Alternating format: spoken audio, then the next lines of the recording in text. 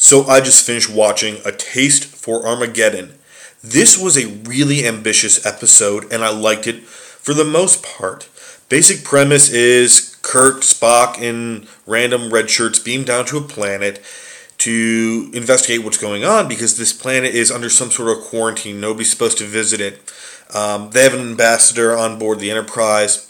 And they get there and they find out that this planet is involved in a war with another planet. But the really interesting thing is that they're not actually fighting each other with person versus person. They're fighting it via a computer. So they're basically playing a big video game.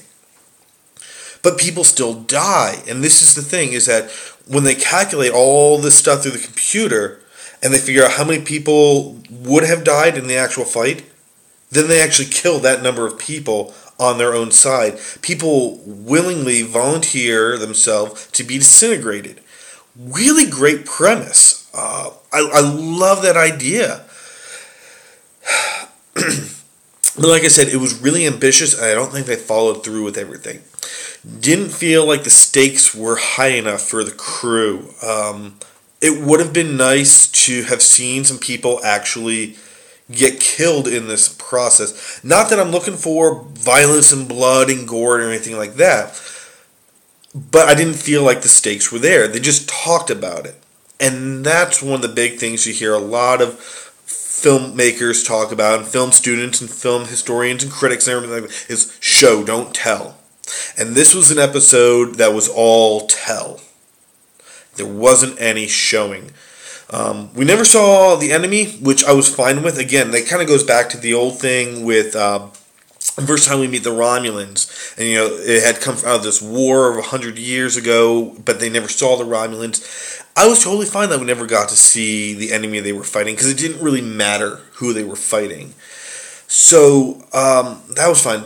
But again, it was just all talk. They talked about the disintegration machine, and yeah, we saw what it looked like, but we didn't see the actual events take place. Not that I wanted to really see a human being get disintegrated or anything, but it would have been nice to see somebody get put in there, have a little bit of drama.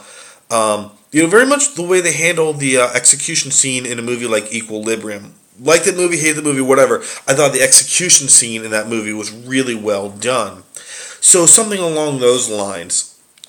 The other thing I really, really liked about this episode is we finally get to see Scotty as a major character. He's a huge player in the story. More so than McCoy, and I would go even as far as say more so than Spock.